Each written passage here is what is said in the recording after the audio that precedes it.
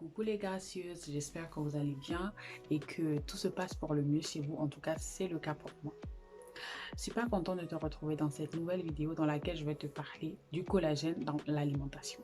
Comment maximiser ton apport en collagène au niveau de ton alimentation. C'est vrai, il existe bel et bien des compléments alimentaires.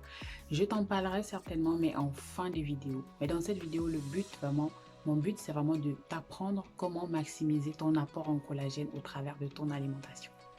Si tu ne me connais pas, je suis Grace, nutri-consultante en soins de la peau et sur cette chaîne, je parle d'alimentation beauté, de formulation cosmétique, de naturopathie et d'herboristerie.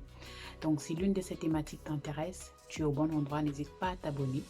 Clique sur la cloche de notification pour ne pas manquer nos prochaines publications et partage également cette vidéo à quelqu'un si tu penses qu'elle pourrait aider. Pour les anciens, je vous dis merci pour votre soutien. Merci d'être toujours là. Merci de liker, de commenter. Merci de m'envoyer des messages d'encouragement. Ça fait vraiment beaucoup plaisir. Sans plus blablater, on va commencer. Alors, dans cette vidéo, je vais te parler de comment maximiser ton collagène au travers de ton alimentation. Il faut savoir que le collagène est une protéine qui est très importante dans la structure, dans la composition de notre corps. Elle représente environ un quart de la masse protéique de notre corps et donc on comprend très vite à quel point elle est très importante, elle est vraiment, voire capitale à la santé de notre corps. Donc du coup, dans cette vidéo, on va se concentrer vraiment sur les bienfaits esthétiques, parce que le collagène, ça a aussi des bienfaits sur la santé, sur les articulations, etc. Vous savez, mais vraiment, on va parler du collagène en matière de santé de la peau, en matière de beauté de la peau. Déjà, pourquoi est-ce que le collagène est important? Eh bien, tout simplement parce qu'avec l'âge, cette protéine-là diminue considérablement dans le corps. Donc, le corps n'est plus en mesure de la produire convenablement, de telle enseigne qu'elle puisse pourvoir aux besoins de la peau. D'où l'importance de maximiser le tout dans l'alimentation et voir la complémentation. Il y a aussi des facteurs comme la pollution, les agressions extérieures qui peuvent, n'est-ce pas, les maladies, certaines maladies aussi qui peuvent, n'est-ce pas, venir détruire le collagène et du coup accélérer le vieillissement de la peau. Donc c'est important de penser à faire le tout pour garder le stand dans son corps. Et donc, il y a des aliments qui sont riches en collagène, notamment les bouillons de porc, les bouillons de bœuf, de poulet, de poisson et tout, qui sont assez riches en collagène. On a également, mais ce qu'il faut savoir, c'est qu'il y a des aliments qui sont indispensables à la production de collagène, notamment des protéines et des acides aminés. Parmi les acides aminés, on a la lysine, qui est un acide aminé qui n'est pas forcément synthétisé par le corps, c'est-à-dire par l'organisme, pardon, c'est-à-dire qu'elle n'est pas fabriquée par l'organisme. Donc, il faut en apporter constamment au travers des aliments, voilà, des aliments de notre quotidien. On a les morues, on a les poissons, on a les laitages, donc les produits à base de lait, donc parmesan, fromage, etc. On a les légumineuses comme le haricot, le soja, les lentilles, mais aussi un autre acide aminé qu'on appelle la proline.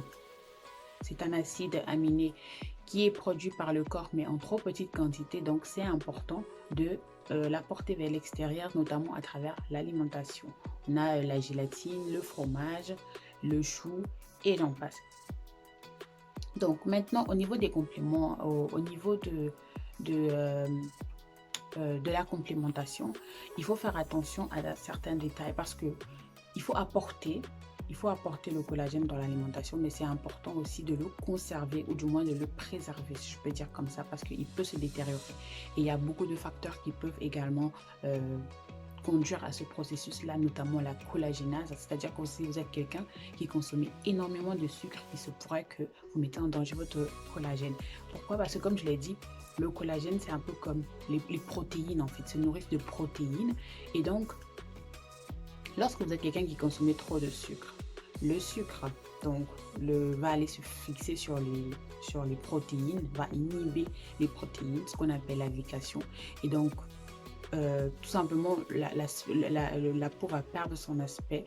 Donc, les protéines ne pourront plus nourrir et hydrater convenablement la peau. Donc, c'est important de faire aussi attention à sa consommation de sucre. Parce que dans le sang, le sucre inhibe les protéines et donc la peau n'a plus moyen de s'hydrater toute seule. Donc, il faut faire attention à ce petit détail-là.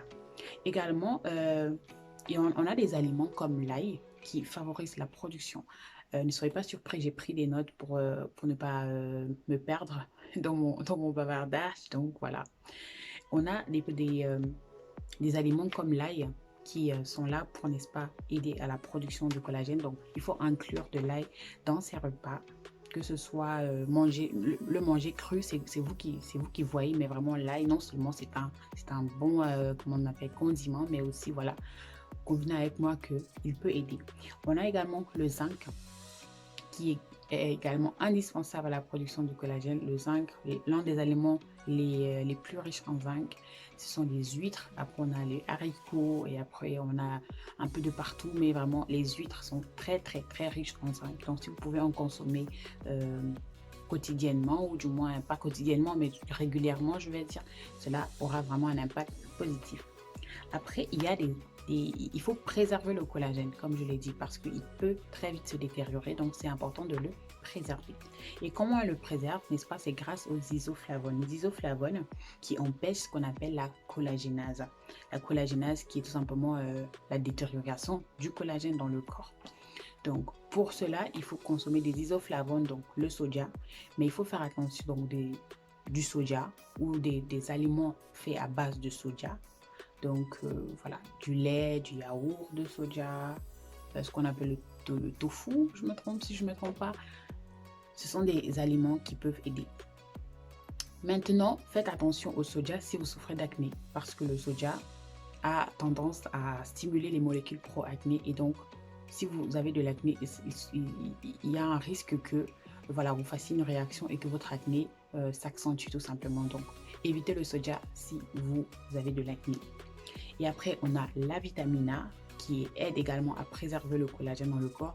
La vitamine A, notamment à travers des aliments comme la carotte, la papaye, les mangues, etc. La patate douce. Donc, vous pouvez faire vos recherches des aliments qui contiennent de la vitamine A, etc. Vous allez certainement en trouver d'innombrables. Après, on a la vitamine E, notamment à travers les huiles végétales et les noix, donc les amandes, les noix d'acajou, les noix de pécan, etc. Et après, on a la lycopène ou le lycopène contenu dans la tomate rouge cuite, donc les amoureux de la sauce tomate. Allez-y, ne vous dérangez pas. Allez-y, continuez à consommer de la sauce tomate. Et après, je ne parle pas de ketchup ou de quoi que ce soit. Je parle vraiment de la sauce tomate. Pas de ces choses-là dans lesquelles on met 400 kg de sucre ou de sel. OK? Et après, on a l'acide folique. L'acide folique qui est contenu dans les feuilles vertes, dans les légumes à feuilles vertes, donc persil, poireaux. Chez nous en Afrique, on a tellement de variétés de légumes verts, folong, dolé, tout ça. C'est excellent. Il faut en consommer en illimité. Non seulement c'est bon pour le transit intestinal, mais on constate avec moi que c'est également bon pour votre peau. Et après, il faut également penser aux oméga 3 qui vont permettre l'absorption du collagène, mais aussi réparer les cellules. Réparer les cellules en profondeur. Les oméga 3, c'est un peu comme... on va dire, c'est un peu nourrit un peu, comment on va dire, le sébum de notre peau. Là, il régule et également il a des propriétés anti-inflammatoires. Donc, si vous êtes quelqu'un qui a de l'acné, par exemple, les oméga 3, ça peut vraiment beaucoup vous aider contre l'acné, mais aussi contre les règles douloureuses. Donc, tout ce qui est douleur, voilà, douleur interne. Donc, les oméga 3, ça aide vraiment contre l'inflammation intérieure. Donc, avant que l'inflammation ne se fasse ressentir de l'extérieur, il y a d'abord de l'inflammation à l'intérieur. Donc, les oméga 3 et aussi du magnésium. Le magnésium, ça aide beaucoup pour ce genre de choses. C'était une parenthèse, hein? Beaucoup de bonus dans cette vidéo. Donc, convenez avec moi qu'il est très facile, il est très simple de maximiser son apport en collagène dans son alimentation. Il n'y a rien de vraiment trop compliqué et voilà, donc c'est très simple, il n'y a pas à se prendre la tête. Mais maintenant, comme je vous l'ai promis, je veux parler des compléments alimentaires parce que beaucoup aiment en prendre. Enfin, c'est devenu une tendance, c'est devenu très populaire, viral, tout le monde parle, tout le monde en veut et tout. Mais c'est important de connaître son collagène. Il y a près de 28 types de collagène différents et c'est important de choisir avec parcimonie, avec intelligence, le collagène que l'on va prendre. Il y a des collagènes pour les articulations, il y a des collagènes pour les personnes qui souffrent de rhumatisme, machin, etc. Bref, il y a des collagènes pour différentes problématiques. Et le collagène de la peau, il est important qu'il soit hydrolysé pour qu'il puisse être absorbé par l'organisme. Et également, choisissez le collagène de type 1, qui est celui qui est le plus fabriqué par la peau et tout, et le collagène de type 5, car c'est celui qui se retrouve en grande majorité dans le derme, enfin, toutes les couches de l'épiderme. Donc, si vous allez prendre un collagène de type, je ne sais pas moi trop quoi, il y a des possibilités, il y a des probabilités que cela ne fonctionne pas vraiment, ou alors tout simplement que voilà, vous ne touchiez pas vraiment votre problème. Donc, il faut choisir du collagène qui soit adapté à votre problématique. Et après, il a été prouvé aussi que le collagène en association avec l'acide hyaluronique permettait, c'était un complexe bombastique, si on va dire, qui non seulement permet de maintenir l'élasticité et la fermeté de la peau, mais aussi l'hydratation de la peau, notamment à travers l'acide hyaluronique. Et l'acide hyaluronique, il faut le dire, est beaucoup plus efficace en interne qu'en externe, malgré que le commerce veut nous faire croire le contraire. Mais moi, je vous le dis, l'acide hyaluronique a beaucoup plus d'effet quand consommé en interne que consommé en externe. Peut-être la prochaine vidéo portera sur l'acide hyaluronique, comme ça on pourra mieux comprendre de quoi est-ce qu'il s'agit. Nous sommes arrivés au terme de cette vidéo. Merci de m'avoir suivi jusqu'à la fin et je t'aide volontiers à établir une routine alimentaire qui va t'aider à résoudre tes problèmes de peau. N'hésite pas, je mets le lien dans ma bio ou en commentaire pour prendre rendez-vous. Je serai super contente de pouvoir t'aider. Moi, je te dis merci de m'avoir suivi jusqu'à la fin. Partage cette vidéo si tu penses qu'elle peut aider quelqu'un et n'hésite pas à t'abonner si ce n'est pas encore fait. Et moi, je te retrouve pour la prochaine vidéo.